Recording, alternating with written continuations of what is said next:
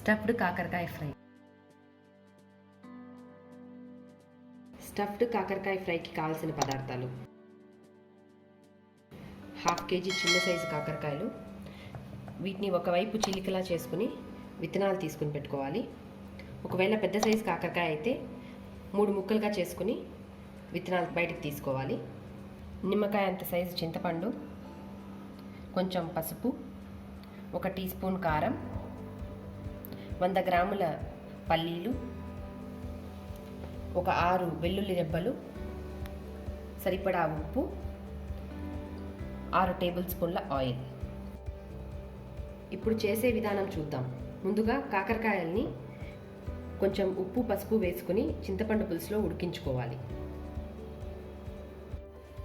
నిమ్మకాయ సైజు చింతపండుని ఒక గిన్నెలోకి తీసుకుని 2 గ్లాసులు నీళ్లు పోసి నానిన తర్వాత చింతపండు బాగా కలిపి తొక్క తీసుకుని ఇలా నీళ్లు తీసుకుని స్టవ్ మీద పెట్టుకోవాలి. దానిలో చిటికెడు పసుపు, కొంచెం ఉప్పు వేసి ఒకసారి కలుపుకోవాలి.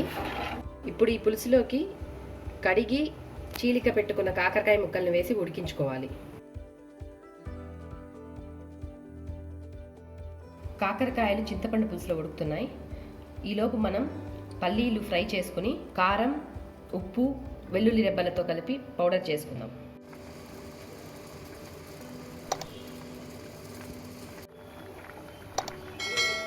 కాకరకాయలు బాయిల్ అయిపోయాయి. స్టవ్ ఆఫ్ చేసుకుని చల్లారిన తర్వాత ఒక గిన్నెలోకి తీసి పెట్టుకుందాం. బాయిల్ చేసి పక్కన పెట్టుకున్న కాకరకాయలు చల్లారిపోయాయి.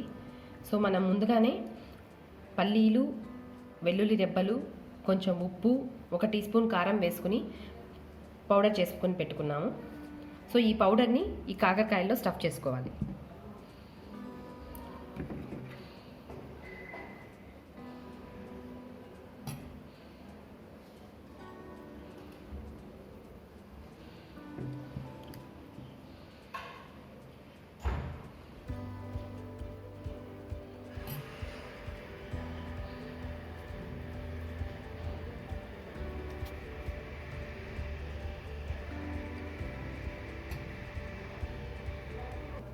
ఉడికిన కాకరకాయల్లో పల్లీల పొడి స్టఫ్ చేసి పెట్టుకున్నాము. దీన్ని ఇప్పుడు ఫ్రై చేసుకుందాం. స్టవ్ మీద ఒక ప్యాన్ పెట్టుకుని అందులో ముందుగా 6 టేబుల్ స్పూన్స్ ఆయిల్ వేసుకోవాలి.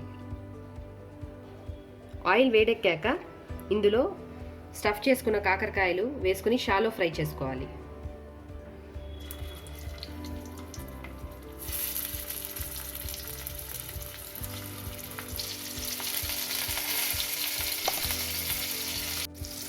కాకరకాయల్ని ముందుగా ఒకవైపు బాగా గోల్డెన్ బ్రౌన్ కిందకి ఫ్రై చేసుకుని తర్వాత ఇంకో వైపుకి తిప్పించి ఆ సైడ్ కూడా క్రిస్పీగా ఫ్రై చేసుకోవాలి. ఒకవైపు ఫ్రై అయ్యాయి. సో ఇంకో వైపుకి తిప్పుకుంటున్నాం. సో రెండో వైపు కూడా క్రిస్పీగా ఫ్రై అయ్యేలా వేయించుకోవాలి.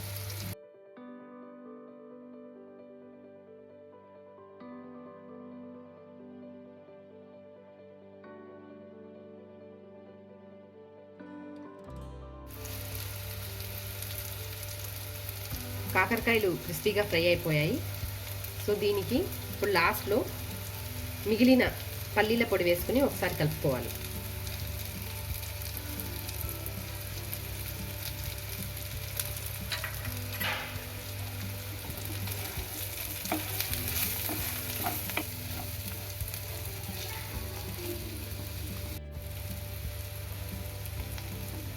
ఫ్రై రెడీ అయిపోయినట్టే.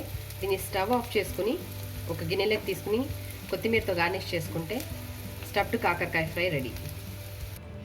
స్టఫ్డ్ కాకరకాయ ఫ్రై దీన్ని రోటీతో కానీ రైస్తో కానీ తింటే చాలా రుచిగా ఉంటుంది. ఈ రెసిపీ నచ్చినట్లయితే తప్పకుండా ఇంట్లో ట్రై చేయండి. ట్రై చేసి ఫీడ్బ్యాక్ ఇవ్వండి. అలానే శ్రద్ధా కిచెన్ ఛానల్ని సబ్స్క్రైబ్ చేయండి.